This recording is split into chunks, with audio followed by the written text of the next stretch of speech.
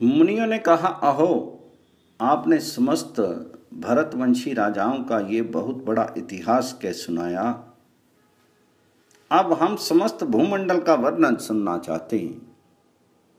जितने समुद्र, द्वीप, वर्ष, पर्वत, वन, नदियां तथा पवित्र देवताओं के स्थान हैं, समस्त भूतल का मान जितना बड़ा है, जिसके आधार पर यह टिका हुआ है, तथा जो इसका उपादान कारण है, वह सब यथार्थ रूप से बताइए।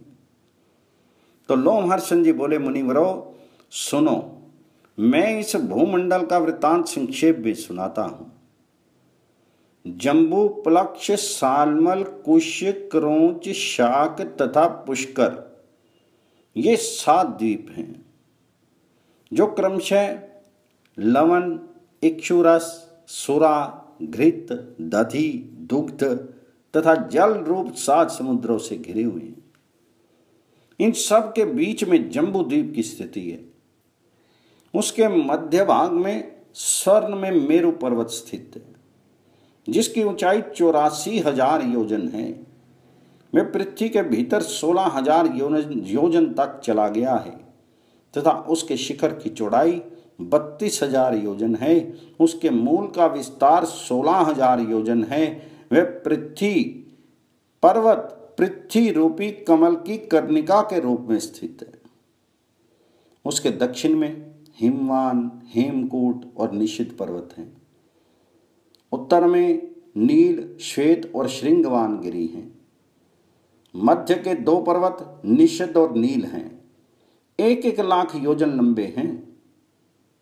शेष पर्वत क्रमशः 10-10 हजार योजन छोटे होते गए हैं। उन सब की ऊंचाई और चढ़ाई 2-2 हजार योजन है।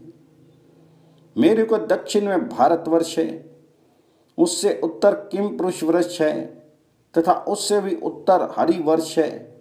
इसी प्रकार मेरु के उत्तर भाग में सबके अंत में रम्यक वर्ष, उससे दक्षिण हिरण्यमय वर्ष तथा उससे भी दक्षिण उत्तर करु है। इन 6 वर्षों के बीच में इलाव्रत वर्ष है, जिसके मध्य भाग में स्वर्ण में ऊंचा मेरु पर्वत खड़ा है। ये वर्ष मेरु के चारों ओर 9,000 योजन तक फैला हुआ है। उसमें मेरु से पूर्व मंद्राचल, दक्षिण में गंधमाधन, पश्चिम में विपुल तथा उत्तर में सुपार्श पर्वत की स्थिति है। इन चारों पर्वतों पर क्रमशः कदम, जम्बू, पीपल और वट, ये 4 वृक्ष हैं, जो 1100 योजन विस्तार के हैं। वे वृक्ष उन पर्वतों की ध्वजा के रूप में शोभित हैं। वह जम्बू वृक्ष की इस द्वीप के जम्बू द्वीप नाम पड़ने का कारण है। उसके फल विशाल गजराज के बराबर होते हैं। वे गंधमाधन पर्वत पर सब ओर गिरकर फूट जाते हैं। उनके रस से वहां जम्बू नाम की नदी बहती है। वहां के निवासी उसी नदी का जल पीते हैं। उसके पीने से लोगों के शरीर और मन स्वस्थ रहते हैं। उन्हें खेद नहीं होता है, उनके शरीर से दुर्गंध नहीं आती है तथा उनकी इंद्रियां कभी क्षीण नहीं होती हैं। जम्बू के रस को पाकर उस नदी के तट की मिट्टी जम्बू नद नामक स्वर्ण के रूप में परिणित हो जाती है, जो सिद्धों के आभूषण के काम आती है। मेरु से पूर्व भद्राश्व और पश्चिम में केतुमाल वर्ष है। इन दोनों के बीच में इलाव्रत वर्ष है। मेरु के पूर्व में चैत्ररथ, दक्षिण में गंधमाधन, पश्चिम में व्यभ्राज तथा उत्तर में नंदनवन है। इसी प्रकार भिन्न भिन्न दिशाओं में अर्नोद, महाभद्र, असितोद तथा मानस, ये 4 सरोवर हैं, जो सब देवताओं के उपभोग में आते हैं। शांतवान, चक्रकुंज, कुर्री, माल्यवान तथा वेकंक आदि पर्वत मेरु के पूर्व भाग में केसराचल के रूप में स्थित हैं। चित्रकूट, शिशिर, पतंग, रुचक तथा निषद आदि दक्षिण भाग के केसर पर्वत हैं। शिखीवास, वैदूर्य, कपिल, गंधमाधन और जारूधी आदि पश्चिम भाग के केसराचल हैं। शंखकूट, ऋषभ, हंस, नाग तथा कालंजर आदि अन्य पर्वत उत्तर भाग के केसराचल हैं। मेरुगिरी के ऊपर 14,000 योजन के विस्तार वाली एक विशाल पुरी है जो ब्रह्मा जी की सभा कहलाती है। उसी में सब और 8 दिशाओं और विदिशाओं में इंद्र आदि लोकपालों के विख्यात नगर हैं। भगवान विष्णु के चरणों से निकलकर चंद्रमंडल को आप्लावित करने वाली गंगा ब्रह्मपुरी के चारों ओर गिरती है। वहां गिरकर वह 4 भागों में बट जाती है। उस समय उसके क्रमशः सीता, अलकनंदा, चक्षु और भद्रा नाम होते हैं। पूर्व और सीता एक पर्वत से दूसरे पर्वत पर होती हुई पूर्ववर्ती भद्राश्व वर्ष के मार्ग से समुद्र में जा मिलती है। इसी प्रकार अलकनंदा दक्षिण पथ से भारतवर्ष में आती है और वहां 7 भेदों में विभक्त होकर समुद्र में मिल जाती है। चक्षु की धारा पश्चिम के संपूर्ण पर्वतों को लांघकर केतुमाल वर्ष में आती है और समुद्र में मिल जाती है। इस प्रकार भद्रा उत्तरगिरी तथा उत्तर कुरु को लांघकर उत्तर समुद्र में मिलती है। माल्यवान और गंधमादन पर्वत नीलगिरी से लेकर निषद पर्वत तक फैले हुए हैं। उन दोनों के मध्य भाग में मेरु कर्णिका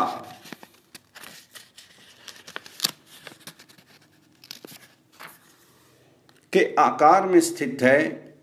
भारत, केतुमाल, भद्राश्व तथा कुरु ये द्वीप लोक रूपी कमल के पत्र हैं। जठर और देवकूट ये 2 मर्यादा पर्वत हैं। ये नील से निषद पर्वत तक उत्तर दक्षिण फैले हुए हैं। ये दोनों मेरु के पश्चिम भाग में पूर्ववत स्थित हैं। त्रिशृंग और जारुधि ये उत्तर दिशा के वर्ष पर्वत हैं जो पूर्व से पश्चिम और समुद्र के भीतर तक चले गए हैं। ब्राह्मणों, इस प्रकार मैंने मर्यादा पर्वतों का वर्णन किया जो मेरु के चारों ओर 2-2 के करके स्थित हैं। मेरु पर्वत के सब ओर जो केसर पर्वत बतलाए गए हैं उनकी गुफाएं बड़ी मनोहर हैं जिनमें सिद्ध और चारण निवास करते हैं। वहां सुरम्य वन और नगर है। लक्ष्मी, विष्णु, अग्नि, सूर्य तथा इंद्र आदि देवताओं के बड़े बड़े मंदिर हैं जो किरणों से सेवित हैं। उन पर्वतों की रमणीय गुफाओं में गंधर्व, यक्ष, राक्षस, दैत्य और दानव दिन रात विहार किया करते हैं। वे पर्वत इस पृथ्वी के स्वर्ग माने गए हैं। वहां धर्मात्माओं का निवास है। पापी मनुष्य सैकड़ों जन्म धारण करने पर भी वहां नहीं जा सकते। भद्राश्व वर्ष में भगवान विष्णु हयग्रीव रूप से विराजमान हैं। केतुमाल में वराह रूप से, भारतवर्ष में कच्छप रूप में तथा उत्तर कुरु में मत्स्य रूप में धारण करके रहते हैं। सर्वेश्वर भगवान श्री हरि सर्वस्वरूप हैं तथा विश्व रूप में वे सर्वत्र शोभित होते हैं। अखिल जगत स्वरूप भगवान विष्णु सबके आधारभूत हैं। किम पुरुष आदि जो 8 वर्ष हैं उनमें शोक, आयास, उद्वेग तथा क्षुधा का भय आदि दोष नहीं है। वहां की प्रजा सब प्रकार से स्वस्थ, निर्भय तथा सब प्रकार के दुखों से रहित है। उन सब की स्थिर आयु 10-12 हजार वर्षों तक की होती है। इन स्थानों में पृथ्वी की क्षुधा, पिपासा आदि अन्य दोष भी नहीं प्रकट होते। इन सभी वर्षों में 7 साल कुल पर्वत हैं जिनसे सैकड़ों नदियां प्रकट हुई हैं। तो समुद्र के उत्तर और हिमालय के दक्षिण का जो देश है उसका नाम भारतवर्ष है। उसी में राजा भरत की संतान तथा प्रजा रहती है। उसका विस्तार 9000 योजन है। भारतवर्ष कर्म भूमि है। वहां इच्छा अनुसार साधन करने वाले को स्वर्ग तथा मोक्ष प्राप्त होते हैं। भारत में महेंद्र, मले, सह, शुक्तिमान, ऋक्ष, विंध्य और परयात्र ये 7 कुल पर्वत हैं। यहाँ सकाम साधन से स्वर्ग प्राप्त होता है, निष्काम साधना से मोक्ष मिलता है और यहाँ के लोग पाप करने पर तिर्यक योनि और आदि नरकों में भी पड़ते हैं। भारत के सिवा नेत्र मनुष्यों के लिए कर्म भूमि नहीं है। इस भारतवर्ष के 9 भेद हैं। इंद्रद्वीप, कसेतुमान, ताम्रवरण, गविस्तमान, नागद्वीप, सौम्यद्वीप, गंधर्वद्वीप, वारुणद्वीप तथा समुद्र से घिरा हुआ ये नवा द्वीप भारत। ये नवम द्वीप दक्षिण से उत्तर तक 1000 योजन फैला है। इसके अंदर पूर्व दिशा में किरात तथा पश्चिम दिशा में यवन रहते हैं। मध्य में ब्राह्मण, क्षत्रिय, वैश्य और शूद्र जाति के लोग रहते हैं, जिनकी क्रमशः यज्ञ, युद्ध, वाणिज्य तथा सेवा ये 4 वृत्तियां हैं। सतलुज और चंद्रभागा, चनाब आदि नदियां हिमालय की शाखाओं से निकलती हैं। वेद समृति आदि सरिताओं का उद्गम पर यात्र पर्वत है। नर्मदा और सुरमा आदि नदियां विंध्य पर्वत से प्रकट हुई हैं। तापी, पयोशनी, निर्विंध्या तथा कावेरी आदि सरिताएं ऋक्ष की शाखा से निकली हैं। इनका नाम श्रवण करने मात्र से ये सब पापों को हर लेती हैं।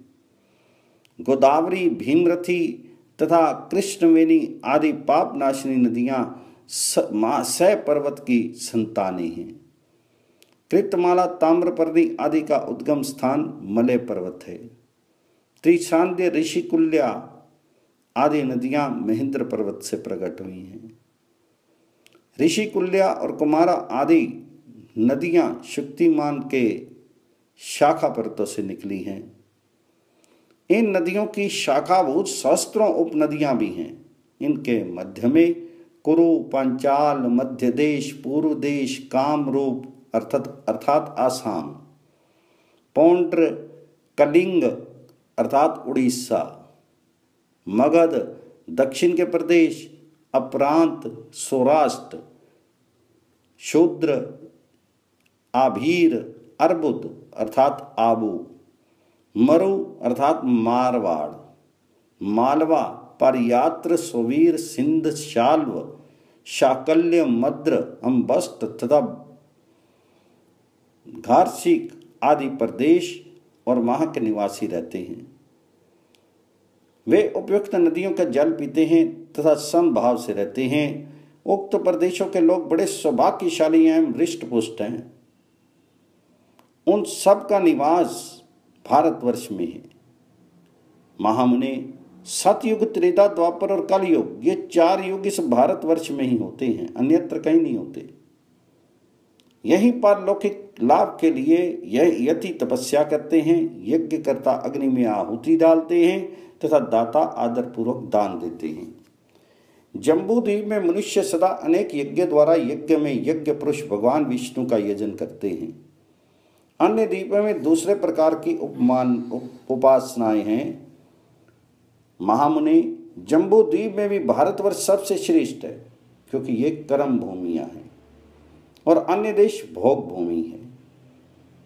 यहाँ लाखों जन्म धारण करने के बाद बहुत बड़े पुण्य के संचय से जीव कभी मनुष्य जन्म पाता है।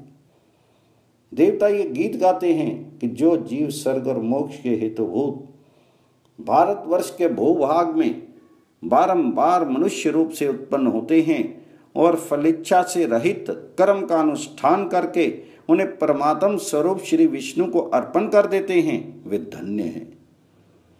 जो इस कर्म भूमि में उत्पन्न हो सत्कर्मों द्वारा अपने अंतःकरण को शुद्ध करके भगवान अनंत में लीन होते हैं, उनका जीवन धन्य है। हमें पता नहीं इस स्वर्गलोक की प्राप्ति कराने वाले पुण्य लोक के क्षीण होने पर हम फिर कहाँ देह धारण करेंगे। वे मनुष्य जो भारतवर्ष में जन्म लेकर संपूर्ण इंद्रियों से संपन्न हैं, धन्य हैं।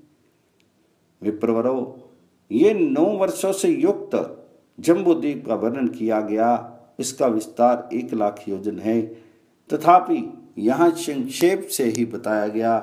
जम्बूद्वीप को गोलाकार में चारों ओर से घेरकर खारे पानी का समुद्र स्थित है। उसका विस्तार भी 1 लाख योजन है।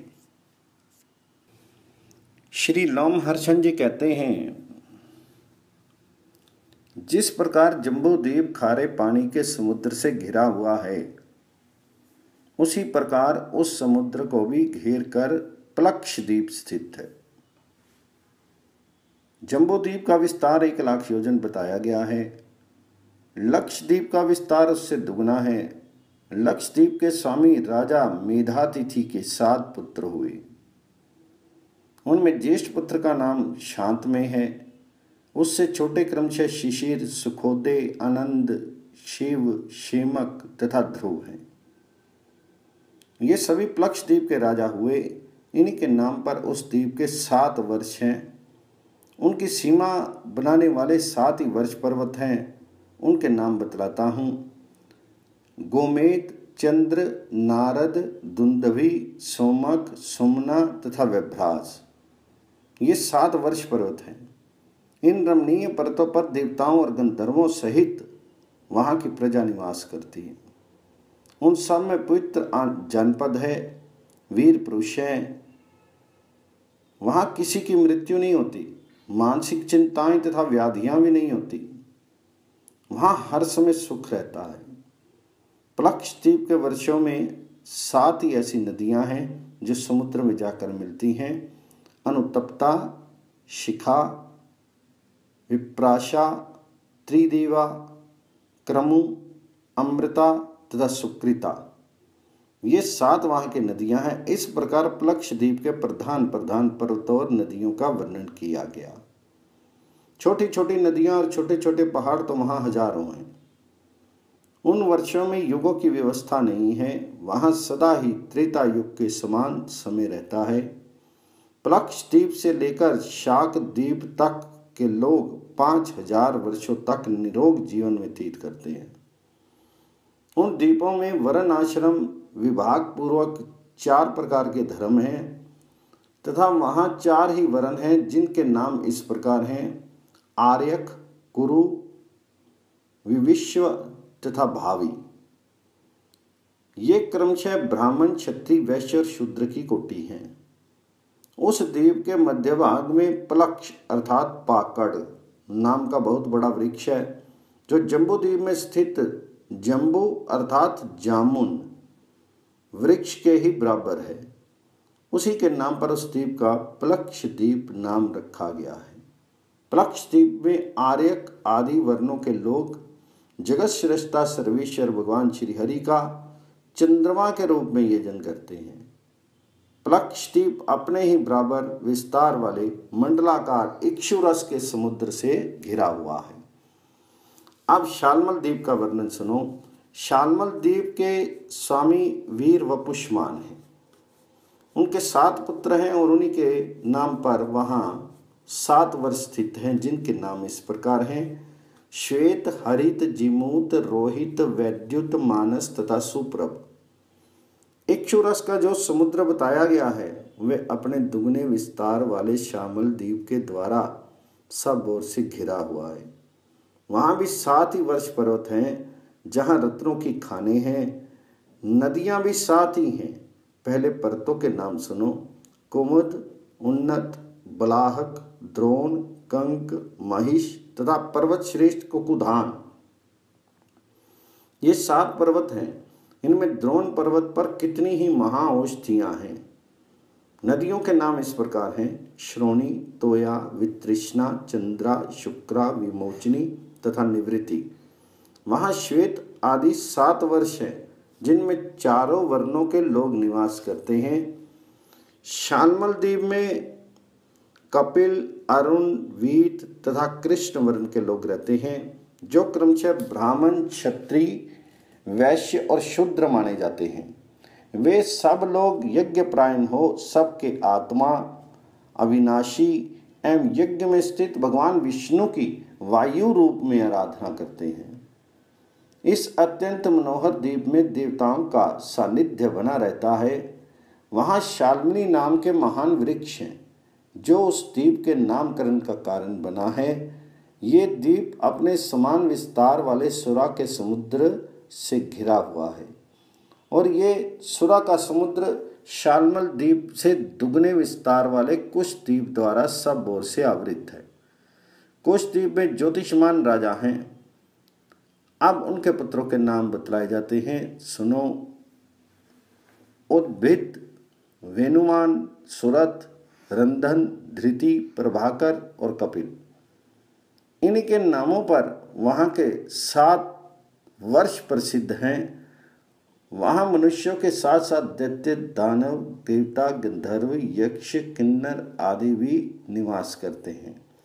वहाँ के मनुष्यों में भी 4 ही वर्ष हैं जो अपने अपने कर्तव्य के पालन में तत्पर रहते हैं। उन वर्णों के नाम इस प्रकार हैं: दमी, सुष्मी, स्नेह तथा मंधे। ये क्रमशः ब्राह्मण, क्षत्रिय, वैश्य और शूद्र की श्रेणी में बताए गए हैं। वे शास्त्रोक्त कर्मों का ठीक ठीक पालन करते और अपने अधिकार के आरंभक कर्मों का क्षय होने के लिए कुशद्वीप में ब्रह्मारूपी भगवान जनार्दन का यजन करते हैं। विद्रुम, हेमशील, द्युतिमान, पुष्टिमान, कुशे, हरि और मंद्राचल ये 7 उस द्वीप के वर्ष पर्वत हैं। नदियां भी 7 हैं जिनके नाम इस प्रकार हैं: धूतपापा, शिवा, पवित्रा, सम्मति, विद्युत, अंबस तथा मही। ये सब पापों का अपहरण करने वाली नदियां हैं। इनके अतिरिक्त भी वहां बहुत सी छोटी छोटी नदियां और पर्वत हैं। कुश द्वीप में कुशों का बहुत बड़ा वन है, अतः उसी के नाम पर उस द्वीप की प्रसिद्धि हुई है। वह द्वीप अपने ही बराबर विस्तार वाले घी के समुद्र से घिरा हुआ है। मुनिवरों, उपयुक्त घी का समुद्र क्रौंच द्वीप से घिरा हुआ है। उसका विस्तार कुश द्वीप से दुगना है। क्रौंच द्वीप के राजा द्युतिमान हैं। महात्मा द्युतिमान के 7 पुत्र हैं। महामना द्युतिमान ने अपने पुत्रों के ही नाम से क्रौंच द्वीप के 7 विभाग किए, जिनके नाम इस प्रकार हैं: कुशग, मंदग, उष्ण, पीवर, अंधकारक, मुनि और धुंधवी। क्रौंच द्वीप में भी बड़े ही मनोरम 7 वर्ष पर्वत हैं जिन पर देवता और गंधर्व निवास करते हैं। उनके नाम इस प्रकार हैं: क्रौंच, वामन, अंधकारक, देवव्रत, धर्म, पुंडरीकवान तथा धुंधवी। ये एक दूसरे से दुगने बड़े हैं। जितने द्वीप हैं, द्वीपों में जितने पर्वत हैं तथा पर्वतों पर सीमित जितने वर्ष हैं, उन सभी रमणीय प्रदेशों में देवताओं सहित समस्त प्रजा बेखटके निवास करती है। क्रौंच द्वीप में पुष्कल, पुष्कर, धन्य तथा ख्यात ये 4 वर्ण हैं जो क्रमशः ब्राह्मण, क्षत्रिय, वैश्य एवं शूद्र की चोटी में माने गए हैं।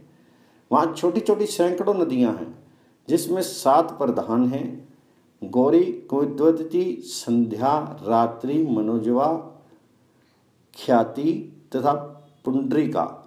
क्रौंच द्वीप के निवासी इन्हीं नदियों का जल पीते हैं। वहाँ पुष्कर आदि वर्णों के लोग यज्ञ के समीप ध्यान योग के द्वारा रुद्र स्वरूप भगवान जनार्दन का यजन करते हैं। क्रौंच द्वीप अपने समान परिमाण वाले दधिमंडोद नामक समुद्र से घिरा हुआ है तथा वैश्य समुद्र भी शाक द्वीप में आवृत है। शाक द्वीप का विस्तार क्रौंच द्वीप से दूना है। उसके स्वामी महात्मा भव्य हैं। उनके 7 पुत्र हैं जिन्हें राजा ने उस द्वीप के 7 विभाग करके वहां के राज्य दिया। राजपुत्रों के नाम इस प्रकार हैं: जलद, कुमार, सुकुमार, मुनिरक, कुसुमोद, मोदकी तथा महाद्रुम। इन्हीं के नामों पर वहां के 7 पर्वत 7 वर्ष प्रसिद्ध हुए। वहां भी 7 पर्वत है जो जलद आदि वर्षों की सीमा निर्धारित करते हैं। इनके नाम इस प्रकार हैं: उदयगिरी, जलधार, रवैतक, श्याम,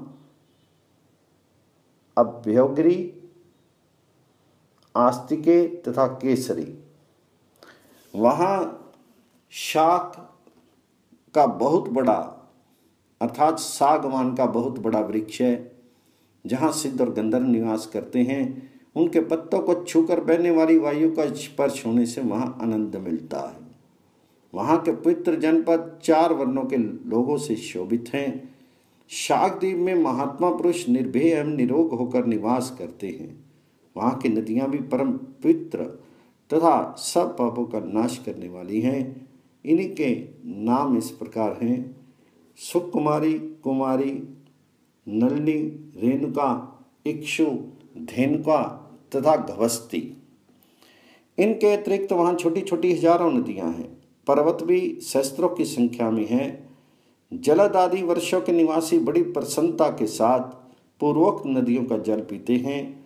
मग, मागध, मानस तथा मंद्रा, मंदक ये ही वर्ष के 4 वर्ण हैं। मग ब्राह्मण, मागध क्षत्रिय, मानस वैश्य और मंदक शूद्र जानने चाहिए। शाकद्वीप में रहने वाले लोग अपने मन और इंद्रियों को संयम में रखकर शास्त्रोक्त सत्कर्मों के द्वारा सूर्य रूपधारी भगवान विष्णु का पूजन करते हैं। शाकद्वीप अपने ही बराबर विस्तार वाले शीत सागर द्वारा सब ओर से घिरा हुआ है। क्षीर सागर को पुष्कर द्वीप ने चारों ओर से घेर रखा है। उसका विस्तार शाकद्वीप से दुगना है। पुष्कर के महाराज सवन के 2 पुत्र हुए, महावीर और घातकी। उन्हीं दोनों के नाम पर उस द्वीप के भी भाग हुए। एक का नाम महावीत वर्ष और दूसरे का घातकी वर्ष हुआ। उस द्वीप में एक ही वर्ष पर्वत है जो मानसोत्तर के नाम से विख्यात है। मानसोत्तर पर्वत पुष्कर द्वीप के मध्य भाग में वलयाकार स्थित है। उसकी ऊंचाई 5000 योजन की है, चौड़ाई भी उतनी ही है। वह उस द्वीप के चारों ओर मंडलाकार स्थित है। वह पुष्कर द्वीप को बीच से चीरता हुआ सा खड़ा है। उसी से विभक्त होकर उस द्वीप के 2 खंड हुए हैं। प्रत्येक खंड गोलाकार है और उन दोनों खंडों के बीच में ये महापर्वत स्थित है। यहाँ के मनुष्य इस प्रकार वर्षों तक जीवित रहते हैं। वे सब लोग रोग शोक से वर्जित तथा राग द्वेष से शून्य होते हैं। उनमें ऊंच नीच का कोई भेद नहीं है। वहाँ ना कोई बद्य है ना बधिक। वहाँ के लोगों में ईर्ष्या, अनसूया, भय, रोष, दोष और लोभ आदि नहीं होते। महावीत वर्ष मानसोत्तर पर्वत के बाहर है और धातकी वर्ष भीतर है। इसमें देवता और दैत्य आदि सभी निवास करते हैं। पुष्कर द्वीप में सत्य और असत्य नहीं है। उनके दोनों खंडों में ना कोई नदी है ना दूसरा पर्वत है। वहाँ के मनुष्य देवताओं के समान रूप और वेश वाले होते हैं। इन दोनों वर्षों में वर्ण और आश्रम का आचार नहीं है। यहाँ किसी के धर्म का भरण नहीं होता। वेत्रयी, वार्ता अर्थात कृषि वाणिज्य आदि, दंड नीति तथा सुश्रवा आदि का व्यवहार भी नहीं देखा जाता। अतः उक्त दोनों वर्ष भूमंडल के उत्तम सर्ग समझे जाते हैं। वहाँ का प्रत्येक समय सबके लिए सुखद होता है। किसी को जरा अवस्था का रोग का कष्ट नहीं होता। पुष्कर द्वीप में एक बरगद का विशाल वृक्ष है जो ब्रह्मा जी का उत्तम स्थान माना गया है। उसके नीचे देवता और असुरों से पूजित भगवान ब्रह्मा निवास करते हैं। पुष्कर द्वीप अपने समान विस्तार वाले मीठे जल के समुद्र से घिरा है। इस प्रकार 7 द्वीप भारत समुद्रों से आवृत है। एक द्वीप और समुद्र का विस्तार समान माना गया है। उसकी अपेक्षा दूसरे समुद्र द्वीप दुगने बड़े हैं। सब समुद्रों में सदा समान जल रहता है। उसमें कभी न्यूनता या अधिकता नहीं होती। जैसे बटलोई में रखा हुआ जल आग का संयोग होने से उफन उठता है, उसी प्रकार चंद्रमा की वृद्धि होने पर समुद्र के जल में ज्वार आता है। उसका जल बढ़ता है और फिर घट जाता है, तथापि उसमें न्यूनता या अधिकता नहीं होती। शुक्ल और कृष्ण पक्ष में चंद्रमा के उदय और अस्त होने पर समुद्र के जल का उत्थान 1500 उंगल ऊंचा तक देखा गया है। उत्थान के बाद जल पुनः उतार में आ जाता है। पुष्कर द्वीप में सबके लिए भोजन सदा उपस्थित हो जाता है। वहाँ की समस्त प्रजा सदा षड रस युक्त भोजन करती है। स्वादिष्ट जल वाले समुद्र के दोनों तटों पर लोगों की स्थिति देखी जाती है। उसके आगे की भूमि सर्वमयी है, जिसका विस्तार पुष्कर द्वीप से दुगना है। वहाँ किसी भी जीव जंतु का निवास नहीं है। उनके आगे लोकालोक पर्वत है, जो 10,000 योजन तक फैला हुआ है। उसकी लंबाई ऊंचाई भी उतने ही योजन की है। लोकालोक पर्वत के बाद अंधकार है, जो उस पर्वत को सब ओर से आच्छादित करके रहता है। अंधकार भी अंडकटा के द्वारा सब ओर से घिरा है। इस प्रकार अंडकटा द्वीप तथा पार्थी सहित पर्तों सहित इस संपूर्ण पृथ्वी का विस्तार 50 करोड़ योजन है। ये भूमि सबका धारण पोषण करने वाली है। इसमें सब भूतों की अपेक्षा अधिक गुण है। ये संपूर्ण जगत की आधारभूता है।